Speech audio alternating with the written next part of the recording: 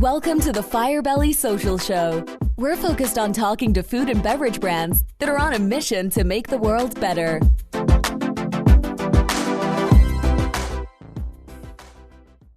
Hey, everyone. Duncan here with the Firebelly Social Show, where we chat with leaders from mission-driven food and beverage brands. And it's brought to you by Firebelly Marketing, a social media marketing agency where we've worked with brands like Fiji Water, Justin Winery, Landmark Winery, and Goat Fuel. And I'm so excited today to have an awesome guest, really. Neal Stewart, welcome. Hey, how's it going? Good to be here. I'm glad you're here, my man. I'm glad you could fit this into your schedule. And you are royalty, or what's the proper word, blue-blooded when it comes to your experience. And thank you for being here. Yeah, happy to do it. And excited to talk some beer marketing with you today. Yeah. So Neal, let's get you to start by, you and your words. Tell us just a little bit about yourself. Yeah. So I've been in the beverage industry for, the last 22 years or so, primarily working in beer. I'm from the St. Louis area originally, so always kind of had aspirations of working for the big brewery there. And I was fortunate enough to do that a little bit on the agency side way long time ago.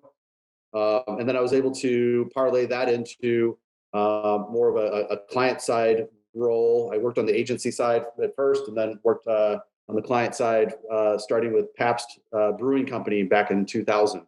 And that was a really pivotal time for me because it allowed me to kind of set my career out on a trajectory.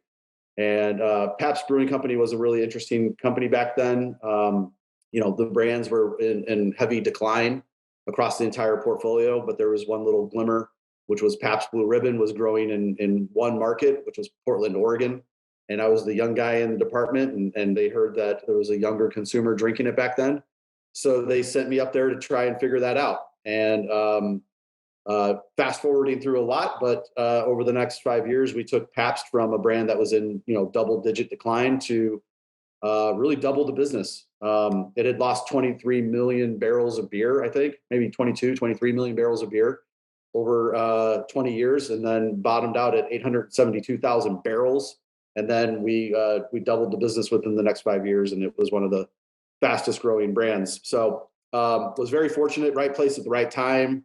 And used that as a springboard to work at other places within the beer industry, primarily on the craft beer side of things. So I worked for a brewery called Flying Dog in Denver, Colorado. And not to mention the fact that you've always been an early adopter, and you were at Flying Dog, right? When you guys were the first brewery with a Twitter account. Yeah, I'm pretty sure we were. I had gone to a social media conference, and back then the big thing was blogging and user-generated content. And I heard about this little social media platform. We didn't even call it social media back then. It was called Web 2.0, if you recall that. Right, definitely. And they were talking about this thing called Twitter, which I kind of thought was for tweens. I thought it because it was short and like Twitter had the bright colors, the bright blue. And for whatever reason, I just thought, okay, this is for like younger girls to communicate with each other. But I was like, all right, well, let's try it. And I created a Twitter account for Flying Dog, and I'm pretty sure we were the first brewery. And back then there was a website, I forget what it was called, but it kept track of all of the brands on Twitter. I mean, this was really before Facebook, I think, was opened up for businesses. Yep. This was like, big news within, the kind of geek community. But they would keep track of all the brands that are on Twitter and who had the most followers. And for a time, Flying Dog was in the top 20 of all brands, all categories. It was like, Coca-Cola is number one or whatever. And here we were at like 16. And I was very proud of that because Flying Dog was sold all across the country. And we didn't have enough money to really reach all the consumers in all these markets. And this allowed us to scale and build awareness. So and then we embraced social media from there. I actually, instead of having one social media person, we had a team of like 5 people And each person was kind of passionate about different social media platforms. So I just assigned that to them. So there was a Twitter person, there was a Facebook person, there was a MySpace person, and I let them kind of, instead of, like I said, centralizing it, they owned it within that platform. But yeah, And and and the thing go ahead. about it is that is now like a big deal. Like doing social that way is actually the way people want to do it. Of course, it's expensive, and you did it Yeah, before anybody else did it. So, yeah. because They're sorry, they were doing other jobs. yeah, The Twitter person was actually our graphic designer, and he was just passionate about Twitter. He loved it. But yeah, it's interesting that you say that that it probably is the right way to do it. Most brands, at least in craft beer, where I'm more familiar, it's like you have a social media team, and they put together their social calendar, and if they're doing it right, obviously they have different content for different channels. But yeah, when you have different people managing it, you're certainly going to have different content for different channels that is more appropriate. But um, yeah, so I've had stops along the way at Mike's Hard Lemonade, Dogfish Head, and then Deschutes Brewery. So yeah, I've been very fortunate to work on some very iconic brands. that's awesome. And I wanted to ask you, there's a rumor going around that you spent the summer back in the day on the road with A1 steak sauce. Yeah. So I was a few years out of college, and a friend of mine was doing this thing that back then they called it mobile marketing, which now mobile marketing is more associated with your phone. So it's evolved to experiential marketing, but that's what we called it back then. And he was traveling around representing different brands, and he got to live in hotels and travel to all these places, and he was paid pretty well. And so I got in touch with him. I was like, I want to get involved in this. So he connected me with an agency that was managing what they called the A1 Rolling Steakhouse. And the Rolling Steakhouse was this 18-wheeler truck that was fully outfitted in A1 graphics, really nice. And then it would unfold, the trailer would open up, and inside there was this full stainless steel kitchen. And we would travel to events like the Indy 500, state fairs, NASCAR races, air shows, whatever it might be. And we would literally buy a ton of meat, like literally 2,000 pounds of steak every weekend. And the team would grill it. And my job was to stand on stage and talk about why you should marinate your steak in A1 rather than dipping it. And A1 was interested in that because consumption goes up a lot more when you pour the whole bottle into the bag and marinate a steak or two, rather than dipping it a little bit at a time. So that's where I kind of got exposed to consumer insights and talking to consumers in real time and asking them questions and learning about their habits, and helping them maybe overcome barriers as to why they, maybe why they wouldn't marinate a steak, or whatever that consumer connection would be. And it's also where I realized that I wanted to go into that full time. So, that interaction with consumers for an entire summer, I think, helped me when I got into more of a brand manager role, of being able to ask good questions and bring insights back to the team, and then obviously bring the brand to life. That's amazing. What a great story. Now, let's talk about this. You have been at the forefront of craft beer for a while. You've been with some of the best thought of companies. But would you say that craft beer is sort of at a crossroads today with the audiences aging and changing? What's going on in that whole space? Yeah, it's definitely at a crossroads, because craft beer was primarily a creation of Generation X, which is aging. And I mean, even if you're not in the beer industry, you probably intuitively know that as people age up, they consume less alcohol. And so Gen X, the generation that really brought craft beer to prominence, is aging out of the category. And craft brewers had just tremendous growth really for the last, at least 20 years, call it 25 years, maybe even 30. But a lot of that growth was organic, and it was right time at the right place, launching a brewery in the right market. And my overall perspective on this is that craft breweries, because they have experienced all that organic growth, have not been forced to be great marketers. There are some out there. And I worked for one of them that I believe is a great marketer in Dogfish Head. But now, when younger consumers should be making up more of that consumption, younger millennials or Gen Zs, we're seeing that they're not as engaged with craft beer because it's been around. They don't know a world without craft beer. It's not a new idea. And they're also much more into simplicity. And they're not as enamored with the stories of a founder kind of sticking their middle finger up to corporate America. That doesn't resonate with them as much.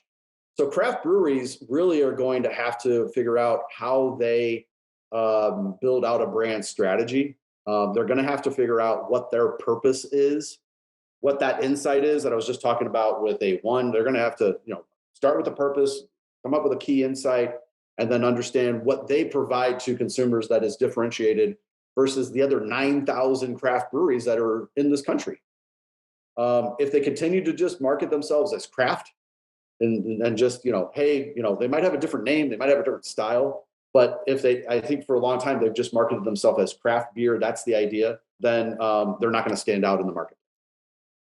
It's fascinating how things change and how, one of the hottest trends ever is evolving, and it's true.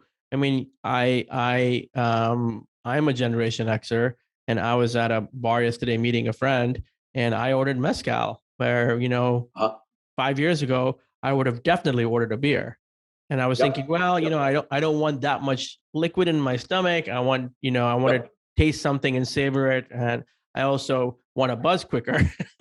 And so that's fascinating. What do you think is going to happen with, I know that the proliferation of breweries has slowed in the last few years, but do you think there's going to be a further consolidation in that space? There's definitely going to be consolidation. Larger craft breweries are going to buy smaller craft breweries. This has already happened with the big international conglomerates, Molson Coors, Anheuser-Busch InBev. They've bought their own craft breweries. So I think the brands and the breweries that are well resourced are going to ride out the storm. So there's a marketing challenge, but there's also an inflationary challenge.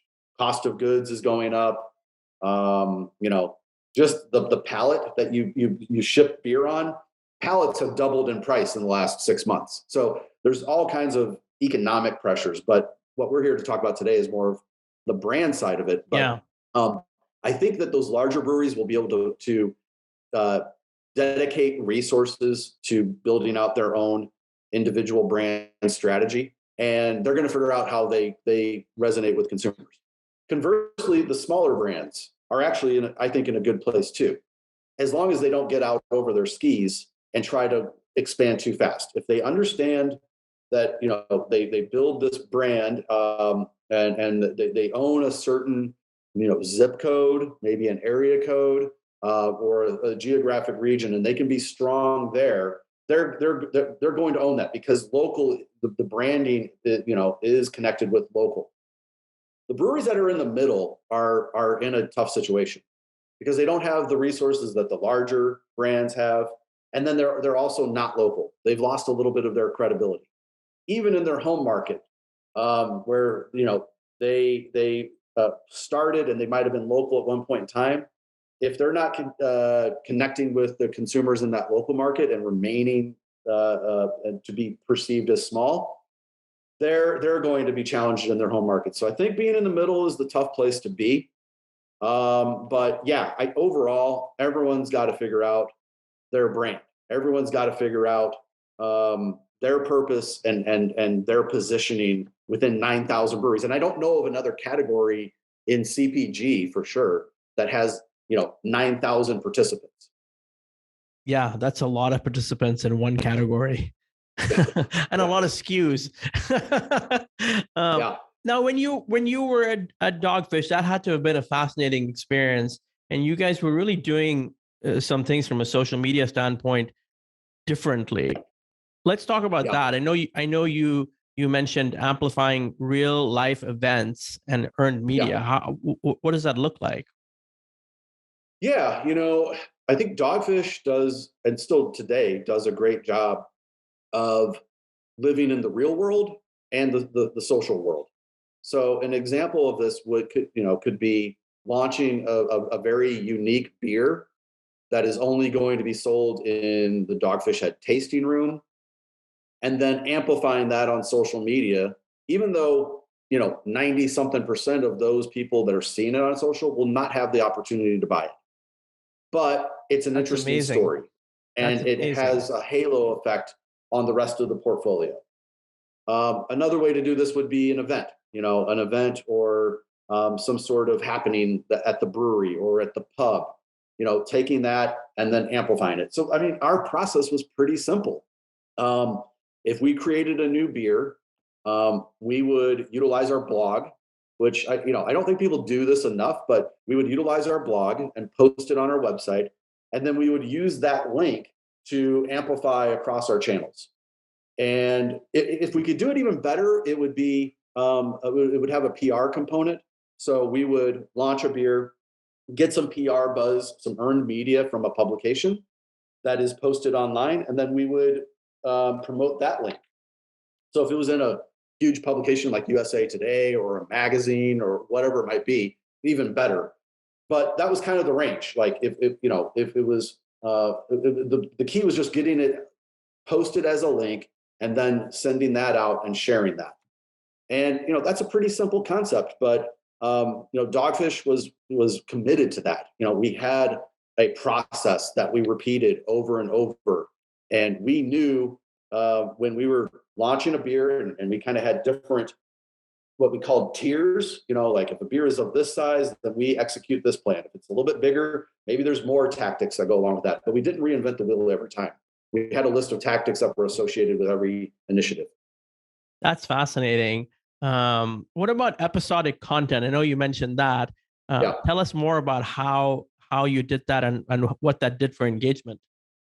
Yeah. So at Dogfish, we were in a great situation because the founder of the company is a great spokesperson and a great storyteller. And it really started back, probably 12 years ago when Dogfish had its own reality show on the Discovery Channel. And, so that was a professionally produced reality show called Brewmasters. There were 5 or 6 episodes, and that propelled the brand to go to the next level. It sold a ton of beer and it sold a ton of merchandise. It was just a real win for the brand. And from there, we tried to figure out how do we replicate that. So we did that in a couple of ways.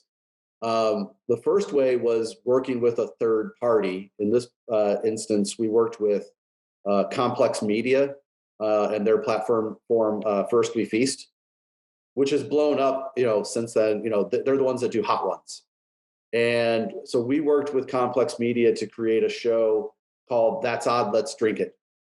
And it was starring Sam, the founder of the brewery, and he would interact with different celebrities and utilize them as the influence to brew a very unique beer, and then talk about that beer. And so we did 2 seasons of that, and Complex allowed us to reach a lot of new people. That obviously cost a little bit more, but it certainly was a way to reach a new audience. That's We super also cool. did it completely. Yeah, go ahead. That's super cool though, taking that, enigmatic, dynamic founder and putting them in the middle of content. That's just fascinating. Yeah, and he's great at it. He has content ideas, which makes it easier. We could always rely on him to come through. Not every brand has that personality, but we did, so we leveraged it. We also did it internally, so we did a completely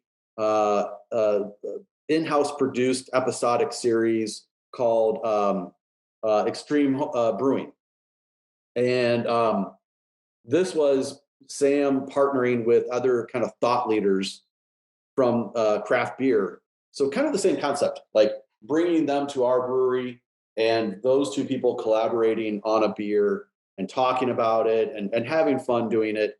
And then, then we could actually make those beers available in our tasting room. And, our in-house team killed it. I mean, our videographer, Tim Amman, who was working on that project at that time, just did a phenomenal job of creating that content and producing it.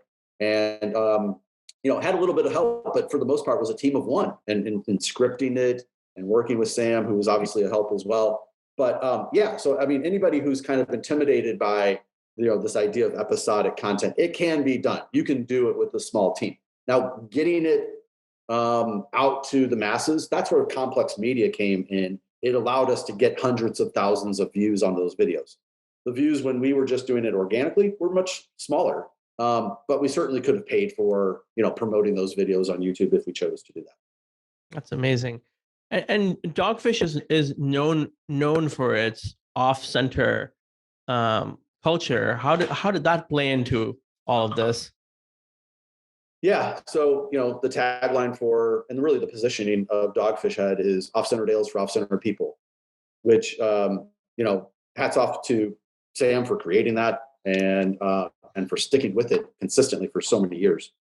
It's a great tagline because everyone thinks they're a little bit off-centered. Nobody says I'm normal. Everyone thinks that they're a little bit off-centered. And we constantly tried to kind of bring that to life through our culture. And that also provided social media content. So we commonly had, I bet we probably did this 10, 15 times a year, but we would have dress up days, where it was like, hey, it's, gosh, I'm trying to remember some of the themes. I remember one of them. We did like a Back to the Future day where it was literally the date that was in the future in the movie Back to the Future. And our HR team brought in like a DeLorean and everyone dressed like they were in 1985. And we had, a little party with some beers and had some fun. Well, that provided social media content. And it also brought to life our culture. Great for recruiting. These days when we didn't really think about it as much back then, maybe a little bit, but, these days when recruiting is difficult, when people can log on and see what kind of company they're joining and make them want to be there, there's obviously a value to that. So it had a consumer kind of connection, but also had a recruitment objective as well. So Neal, you were at the center and at the beginning of PBR's return on resurrection. What was that like? And if you can just kind of summarize quickly how that all happened. Yeah.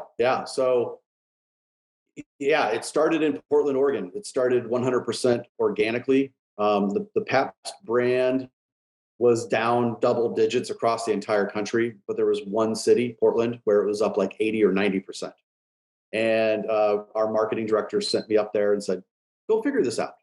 And the main reason I was chosen was because I was the youngest one on the team. And there was this perception that younger people were drinking it. We were used to retirees drinking PBR, on their fishing boat.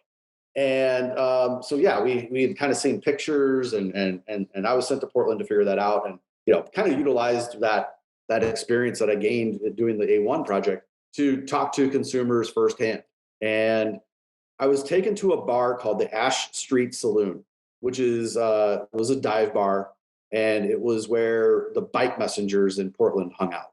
So this was back in the day when, all these crazy bike messengers were riding their bikes around town and delivering packages and, and they loved to drink for happy hour. And so I went there and talked to them firsthand. And one of them pitched me on this idea of sponsoring their bike messenger race.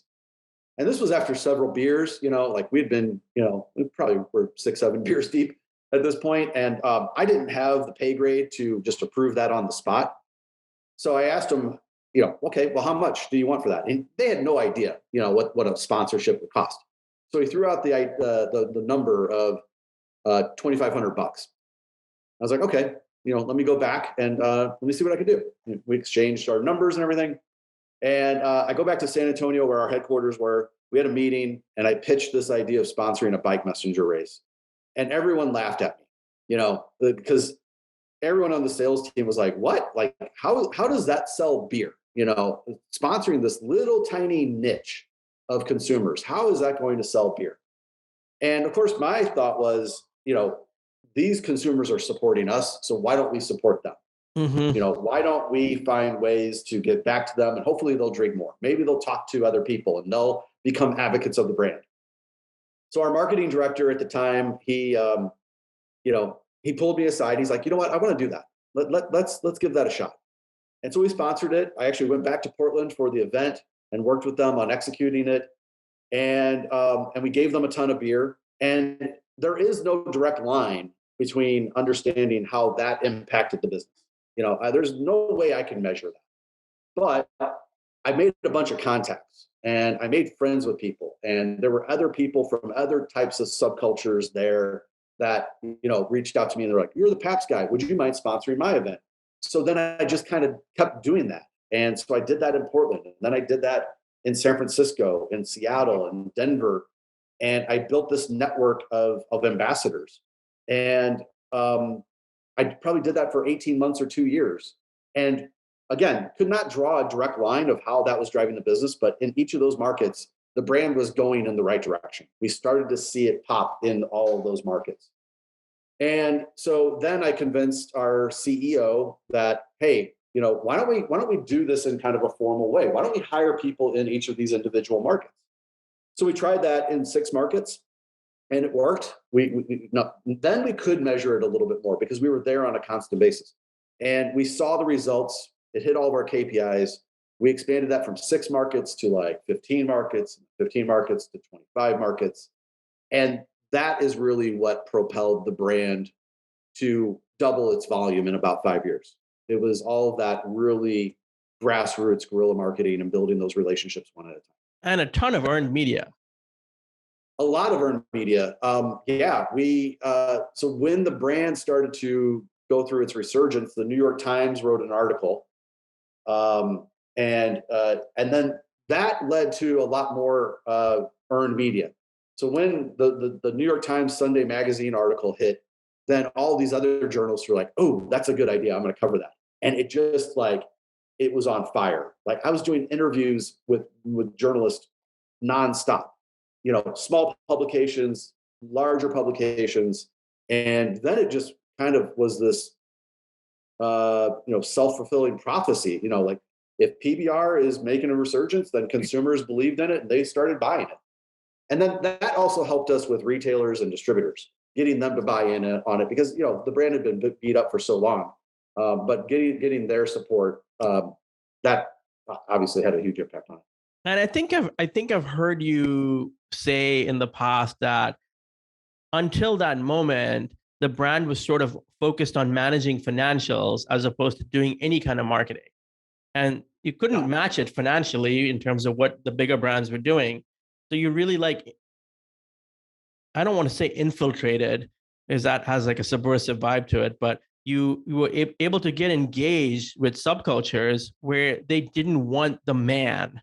They didn't want to drink the man's beer. And there's nostalgia that was driving it. I think how did you describe it for their grandfathers and what their grandfathers were doing? Yeah, that was kind of the common theme that we heard over and over, was that the young adult consumer was interested in PBR because their grandfather drank it and their dad didn't. What your dad does is not cool, but what your grandfather did back in the day is. Yeah. So that was kind of our way in. And then, that was the organic part of it. From there, it was up to us to not mess it up. And I think that was really, the challenge of not messing it up, not going too far where all of a sudden those consumers say, whoa, hang on here, PBR. Like, I liked you for a minute there, but now you're coming on too strong. If we would have started doing TV ads or radio ads on, alternative rock radio, they would have turned us off immediately. I'm 100% convinced of that. That would have been, even though they might watch TV and they might listen to that radio station, that was just too much marketing for them. So we really had to kind of just gently press on the gas pedal in a way that, did promote the brand, but not too much. And our workaround on that was really collaborating with all those subcultures, understanding what worked for their audience rather than us telling them what works for us. I mean, and isn't that what great marketing is about? Understanding your audience.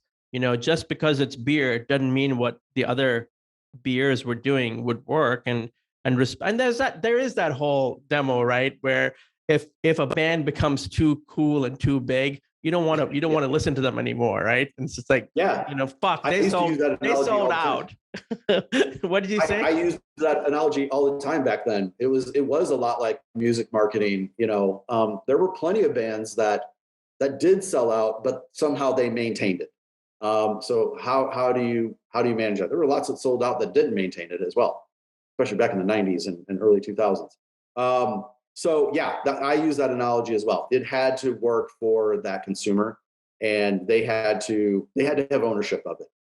And it's interesting. I mean, running a social media marketing agency, that's something, all these things you've said really can go way beyond beverage, like understanding what makes you different, understanding your audience, using insights to drive your content, getting people involved in the content. I mean, these are fabulous ideas.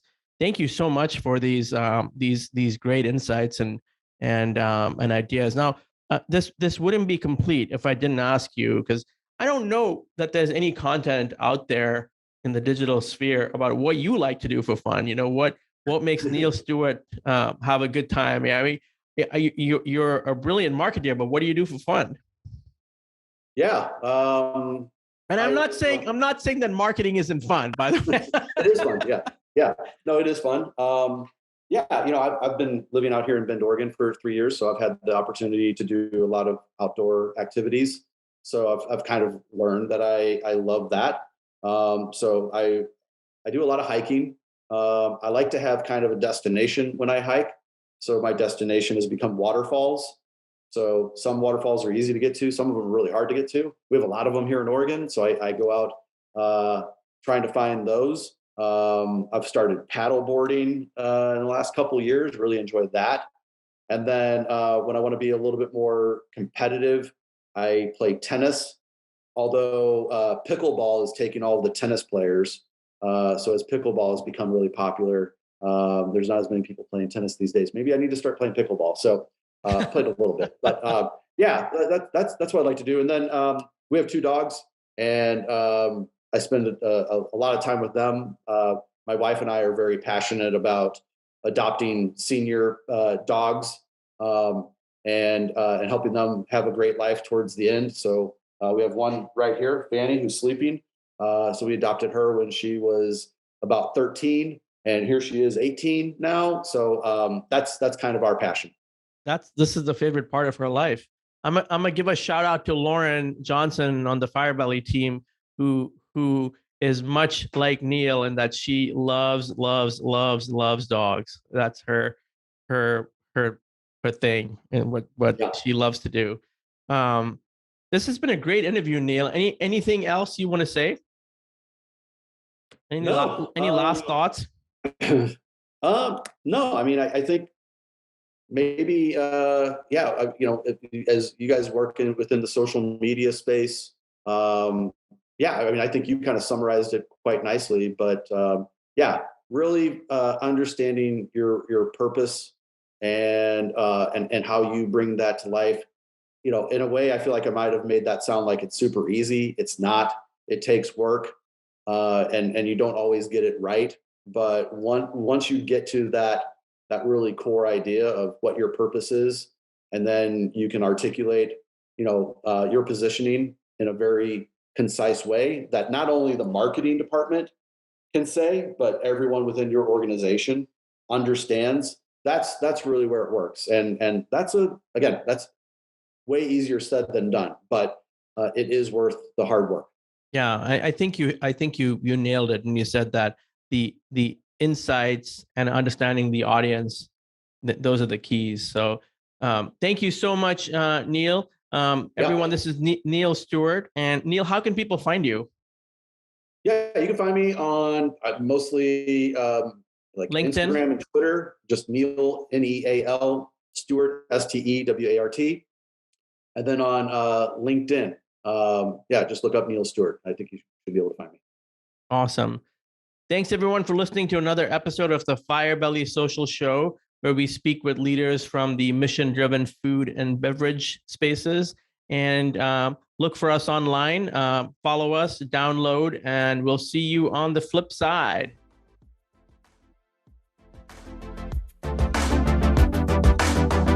Thanks for listening to the Firebelly Social Show. We'll see you again next time, and be sure to click subscribe to get future episodes.